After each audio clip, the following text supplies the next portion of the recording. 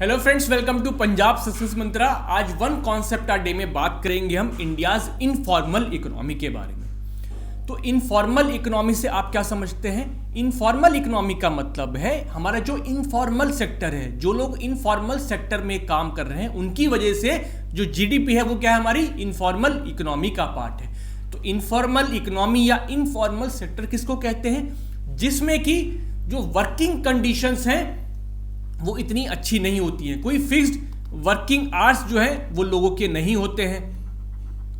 उनको कोई social security benefits जो है वो नहीं मिल पाते हैं। सरकार के जो लॉज रूल्स रेगुलेशंस है वो वहां पर फॉलो नहीं किए जाते हैं, है ना। यहां पर जो एम्प्लॉयर और एम्प्लॉय का रिलेशनशिप है वो किस पे बेसिस पर होता है? पर्सनल एक रिलेशनशिप होती है, कोई कॉन्ट्रैक्ट नहीं होता है ना। तो ये सब किसकी कहना चाहिए, किसका पार्ट है? ये सब इनफॉर्मल सेक्टर का पार्ट है। ये आपको कहाँ देखने को मिलेंगे? आप एग्रीकल्चर सेक्टर में देखें तो जो एग्रीकल्चरल लेबरर्स होती हैं, आप अर्बन एरियाज में देखें तो जो कैजुअल लेबरर्स हैं, जो पेटी सेल्फ एम्प्लॉयड हैं, है ना, कि कोई रिक्शा पे जाकर जो है कोई सामान बेच रहा है, कोई पाउडर बेच रहा है, कोई कुछ बेच रहा है। तो ये सब क्या है? ये सब इनफॉर्मल सेक्टर का पार्ट है। इसको हम आप अनऑर्गेनाइज्ड सेक्टर भी कहते हैं। यहां पर जो है कोई लो इनकम होगी, कोई जॉब सिक्योरिटी नहीं होगी। सोशल सिक्योरिटी का मैं आपको बता चुका हूं कि यहां पर नहीं होता है। यहां पर कोई एक्ट या ट्रेड यूनियन आप नहीं बना सकते हैं। तो ये सब क्या है? ये इनफॉर्मल सेक्टर के कैरेक्टरिस्टिक्स हैं। अगर हम बात करें कि करंट स्टेटस क्या है इंडिया में इनफॉर्मलाइजेशन का, तो अबाउट 90% जो हमारी वर्क फोर्स है वो इनफॉर्मल ही एम्प्लॉयड है, इनफॉर्मल सेक्टर में काम करती है। आईएलओ की माने तो इंडिया में सिर्फ 9.7% वर्कर्स ही फॉर्मल सेक्टर में काम करते हैं। मतलब कि अराउंड 91 to 92% लोग जो हैं वो इनफॉर्मल सेक्टर में काम करते हैं। Periodic labour force survey PLFS के हिसाब से 75% इनफॉर्मल सेक्टर्स क्या है? Self employed. मतलब कि सबसे ज्यादा जो तादाद है इनफॉर्मल सेक्टर की वो किन लोगों की है? जो कि सेल्फ एम्प्लॉयड है। वो खुद की कोई इकोनॉमिक एक्टिविटी कर रहे हैं, खुद का कोई बिजनेस, कोई छोटा मोटा धंधा वो कर रहे हैं। किसी ने कोई परचून की दुकान खोली है, कोई पान की दुकान पर बैठा है, कोई घर घर जाकर कोई सामान बेच रहा है। तो ऐसे लोग हैं जो कि सेल्फ एम्प्लॉयड हैं, लेकिन वो इनफॉर्मल सेक्टर का पार्ट है। आप जानते हैं कि हमारी आधी से ज्यादा जनता कहां है? खेती बाड़ी में है, फार्मिंग में है। और वहां पर हमारे जो मेजॉरिटी ऑफ फार्मर्स है वो कैसे हैं? वो स्मॉल हैं, मार्जिनल फार्मर्स हैं। वो सब भी किसका पार्ट है? इनफॉर्मल सेक्टर का ही पार्ट है। 50% informal workers in non agree sector. सबसे पहले हम यही कहते हैं कि एग्रीकल्चर सेक्टर में देखने को मिलता है ना, इनफॉर्मल वर्कर्स को। लेकिन नॉन एग्रीकल्चर सेक्टर में भी 50% वर्कर जो ऐसे हैं जो कि इनफॉर्मल सेक्टर में। तो काफी बड़ी तादाद है एग्रीकल्चर के बाहर भी जहां पर लोग इनफॉर्मल सेक्टर में काम कर रहे हैं। आप देखते हैं हमारे यहां कौन डोमिनेट करता है? MSME डोमिनेट करती है ना। बहुत बड़ी छोटी छोटी यूनिट्स हैं, उन छोटी छोटी यूनिट्स में कहीं 3 वर्कर हैं, कहीं 4 वर्कर्स हैं, कहीं पर 8 वर्कर्स हैं। तो ये सब क्या है? ये इनफॉर्मल वर्कर्स है, क्योंकि इन छोटी यूनिट्स का कोई रजिस्ट्रेशन नहीं है ना। ये जो सरकार के लेबर लॉज हैं ये उनके अंदर नहीं आते हैं। तो इसलिए इतने सारे नॉन एग्रीकल्चरल सेक्टर में भी आपको इनफॉर्मल वर्कर्स देखने को मिलते हैं इंडिया में। ये इतना इनफॉर्मलाइजेशन इंडिया में हुआ क्यों? इसका इवोल्यूशन कैसे हुआ? तो जो सबसे बड़ा कारण है वो है हिस्टोरिकली आप देखिए तो जो गवर्नमेंट की पॉलिसीज रही थी वो क्या थी कि सपोर्ट किया जाए इंडस्ट्रीज को। इंडस्ट्रीज को सपोर्ट करने के चक्कर में उन्होंने क्या किया कि उन्होंने टैक्स बेनिफिट्स देना शुरू किया जो कि छोटी इंडस्ट्रीज थी। तो उन छोटी इंडस्ट्रीज ने क्या किया कि वो कभी बड़े नहीं हो पाए। मतलब उन्होंने कभी अपना साइज, कभी फॉर्मल एंटरप्राइज बनने की कोशिश ही नहीं की। उनको लगता था कि अगर हम बड़ा बन जाएंगे, ज्यादा वर्कर्स को एम्प्लॉय करेंगे, नई टेक्नोलॉजी लेके आएंगे तो सरकार हमसे ज्यादा टैक्स वसूलेगी, है ना। ये जो बेनिफिट्स हमें सरकार दे रही है बहुत तरीके के, ये हमें नहीं मिल पाएंगे। बहुत सारे ऐसे सेक्टर्स थे जो कि इन्हीं के लिए रिजर्व थे, जैसे अगरबत्ती बनाना और बहुत सारे LPG से पहले बहुत सारे सेक्टर्स ऐसे थे जो कि इन्हीं छोटी यूनिट्स के लिए रिजर्व थे। तो इसलिए लोगों ने कभी कोशिश नहीं करी कि वो बड़ा बने, है ना, वो एक फॉर्मल सेक्टर में आए। तो ये हिस्टोरिकल रीजन था। अब इसकी वजह से क्या हुआ? गवर्नमेंट पॉलिसीज की वजह से एक फॉर्मल इनफॉर्मल लिंकेज बन गया। फॉर्मल इनफॉर्मल लिंकेज बन गया मतलब जो बड़ी बड़ी कंपनीज थी जो कि फॉर्मल सेक्टर का पार्ट थी, जो कि रजिस्टर्ड कंपनीज होती थी, बहुत सारे लोगों को एम्प्लॉयमेंट देती, जैसे टाटा वाटा हो गई, है ना। तो इन बड़ी कंपनीज ने क्या किया, आउटसोर्स करना शुरू किया। आउटसोर्सिंग शुरू हुई, कॉन्ट्रैक्टिंग शुरू हुई। इन्होंने क्या किया कि मान लीजिए इनको कोई रॉ मटेरियल चाहिए, कोई प्रोडक्ट बनवाना है, तो ये क्या करती थी, खुद ना बना करके क्या करती थी, छोटी छोटी यूनिट्स को उसका कॉन्ट्रैक्ट दे दिया कि आप हमें ये बना करके दीजिए। तो इससे क्या हुआ, वो छोटी इंडस्ट्रीज और ज्यादा ग्रो करना शुरू हो गई। पहले एक थी, दूसरी यूनिट भी खुल गई, तीसरी यूनिट भी खुल गई। इसकी इस आउटसोर्सिंग और कॉन्ट्रैक्टिंग की वजह से जो नई एंटरप्राइजेस ग्रो हुए वो भी इनफॉर्मल सेक्टर में ही ग्रो हुए। Third is dwarfism. Economic survey 2018 का कहता है कि इंडिया में जो मैक्सिमम एंटरप्राइजेस आपको देखने को मिलेंगे उसमें लेस देन 100 वर्कर्स हैं, और इसी फिनोमिना को वो कहते हैं ड्वार्फिज्म। इंडिया में जो है, जो प्रीडोमिनेंट क्या है, ये छोटी मैन्युफैक्चरिंग यूनिट्स, छोटी छोटी यूनिट्स, ये पैटी सेल्फ एम्प्लॉयड लोग जो है वो डोमिनेट करते हैं। इसकी वजह से जो है इनफॉर्मल सेक्टर आपको इंडिया में इतना बड़ा दिखाई देता है। Excessive regulation and taxation.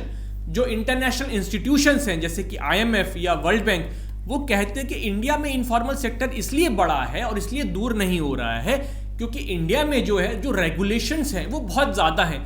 अगर आपको एक कंपनी को रजिस्टर कराना है, अपना कोई बिजनेस शुरू करना है, तो आपको इतने सारे फॉर्म्स दे दिए जाएंगे कि पहले ये भरिए, ये वाली क्लियरेंस लेकर के आइए, कि आदमी सोचता है छोड़ यार, छोटी यूनिट लगा, कोई रजिस्ट्रेशन की ज़रूरत नहीं है, कोई पंगे में पड़ने की ज़रूरत नहीं है।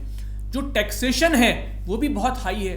आप बहुत सारे टैक्सेस वसूलते हैं, उसके ऊपर सेस लगाते हैं, सरचार्ज लगाते हैं। इसकी वजह से भी जो है कुछ लोग जो है डरते हैं फॉर्मली रजिस्टर करने में, क्योंकि अगर फॉर्मली रजिस्टर करेंगे, सरकार को पूरे अकाउंट्स दिखाने पड़ेंगे, तो सरकार आपसे टैक्स वसूलेगी। छोटी यूनिट है, आप टैक्स की चोरी कर पाते हैं, आप अपने अकाउंट्स मेंटेन नहीं करते, आपको किसी तरह की रिटर्न भरने की जरूरत नहीं है। तो इसलिए जो है लोग जो है छोटा बने रहने में ही फायदा समझते हैं। अब 2016 के बाद सरकार ने बहुत गंभीरता से जो है फॉर्मलाइजेशन की तरफ स्टेप्स लिए। जैसे पहला स्टेप क्या था, डीमोनेटाइजेशन, कि जिससे डिजिटल जो ट्रांजैक्शंस हैं उनको बढ़ावा मिले, है ना। लोग कैश में डीलिंग कम करें, कैश में डीलिंग कम करेंगे, डिजिटल ट्रांजैक्शन करेंगे तो उसकी पूरी ट्रेल रहेगी, किसने किसको सामान बेचा, क्या आया, कितना पैसा कमाया। तो सरकार जो है अपने आप आपसे टैक्स वसूल लेगी। अब टैक्स वसूल लेगी तो आपके पास कोई कहना चाहिए बेनिफिट नहीं रहेगा छोटा बना रहने का, तो आप जो है अपनी कंपनी को रजिस्टर करवाएंगे, आप फॉर्मलाइजेशन की तरफ बढ़ेंगे। Goods and services tax, GST को इंट्रोड्यूस किया। जीएसटी को इंट्रोड्यूस करने से क्या हुआ, क्योंकि इसमें एक सुविधा दी गई थी जिसका नाम था इनपुट टैक्स क्रेडिट। ये इनपुट टैक्स क्रेडिट कौन कर सकता है कि आपने मान लीजिए किसी कंपनी को माल सप्लाई किया है, किसी बड़ी कंपनी को, टाटा को आपने माल सप्लाई किया है, तो टाटा अगर उस माल के लिए इनपुट टैक्स क्रेडिट क्लेम करता है तो उसको इनवॉइस दिखाना पड़ेगा ओरिजिनल। उसमें ये शो करना पड़ेगा कि जिससे हमने माल लिया है, जो छोटी यूनिट से हमने माल लिया है, उसने ऑलरेडी इस प्रोडक्ट पर जीएसटी भर दिया है, इसलिए हम दोबारा इस पर जीएसटी नहीं देंगे। तो उसके लिए क्या करना पड़ेगा, आपको रजिस्टर करना पड़ेगा, आपको जीएसटी देना पड़ेगा। तो टाटा आपसे तब तक सामान नहीं लेगा जब तक आप रजिस्टर नहीं करवाएंगे, आप जीएसटी नहीं भरेंगे, अदरवाइज टाटा को वो जीएसटी पे करना पड़ेगा। इससे क्या होगा कि सभी जो छोटी छोटी यूनिट्स भी हैं ये अपने आप को रजिस्टर कर पाएंगे। और ऐसा हुआ, जीएसटी आने के बाद बहुत बड़ी संख्या में जो छोटी यूनिट्स थी भी उन्होंने भी अपने को जीएसटी में रजिस्टर करवाया है। वो भी अगर उनका टर्नओवर इतना है कि उनको जीएसटी पेमेंट करना है तो वो जीएसटी भर रहे हैं, या फिर सरकार ने उनको छूट दे रखी है तो वो नहीं कर रहे हैं, लेकिन वो रजिस्टर तो हुए, एटलीस्ट पता तो चला सरकार को क्या क्या काम कर रहे हैं, किसके नाम पर रजिस्टर्ड है, कितने लोग काम करते हैं। Enrolment of informal sector workers on numerous government portal such as e Shram portal. सरकार ने बहुत सारे पोर्टल्स बनाए जैसे ई श्रम पोर्टल, कि उस पे जो भी अनऑर्गेनाइज सेक्टर के लोग हैं, इनफॉर्मल सेक्टर के वर्कर्स हैं, वो अपने आप को रजिस्टर करवाएं।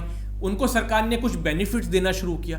तो सरकार को एग्जैक्टली पता चला कि कितने लोग इनफॉर्मल सेक्टर में काम करते हैं, फिर इनको वो सुविधाएं देने की कोशिश करी जो कि फॉर्मल सेक्टर वर्कर्स को मिलती हैं, जैसे कि पेंशन का जो प्रोविजंस होता है, तो प्रोविडेंट फंड सरकार ने कंट्रीब्यूट करना शुरू किया।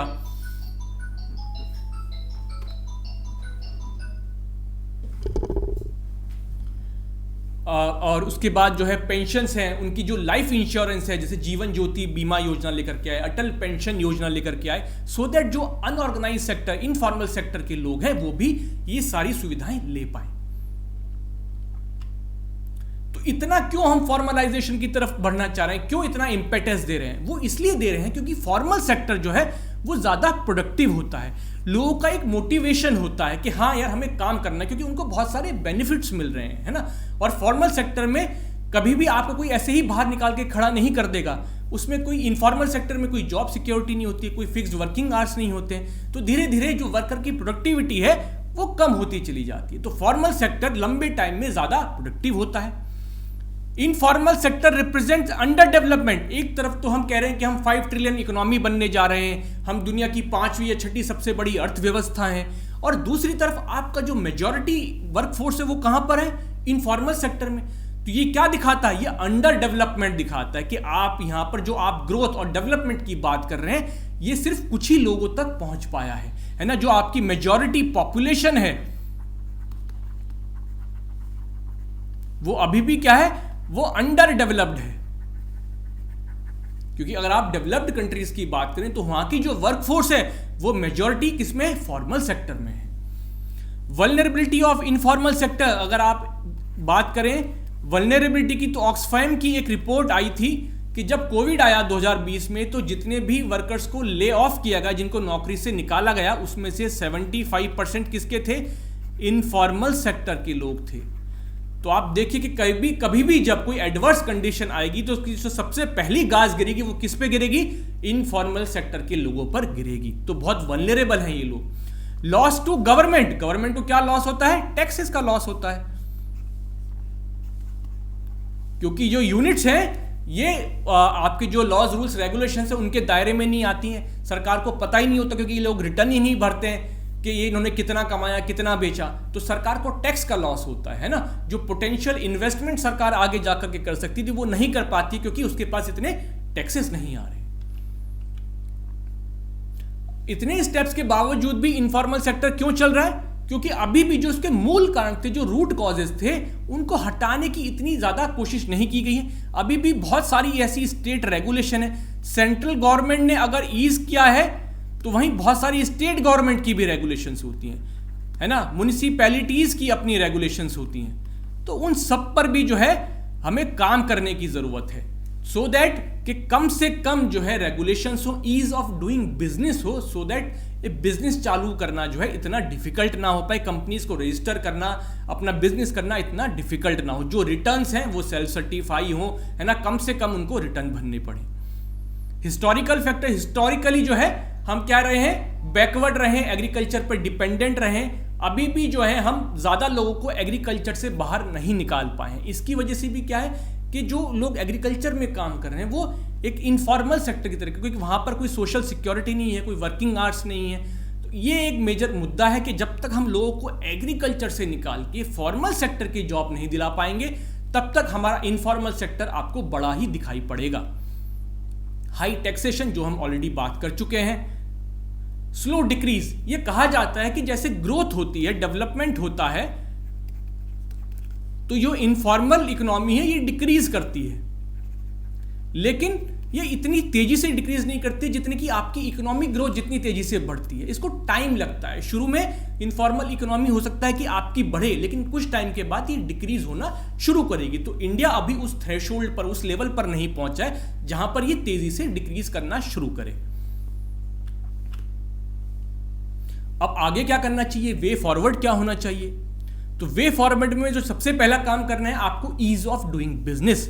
आपको बिजनेस करना इजी बनाना है। आप ये जो कंसेशन देते हैं, टैक्स बेनिफिट्स देते हैं, इनको हटाइए, बल्कि लोगों को एक्चुअल बिजनेस करना आसान बनाइए। तो लोग अपने आप रजिस्टर करेंगे, अपने आप फॉर्मल सेक्टर एंटरप्राइज करेंगे जब उनको ये कंसेशन वगैरह जो है ये हट जाएंगे, टैक्स बेनिफिट्स हट जाएंगे, और लोगों को लगे कि यार नहीं, आप आराम से जो है अपना बिजनेस करिए, सरकार सपोर्ट करती है।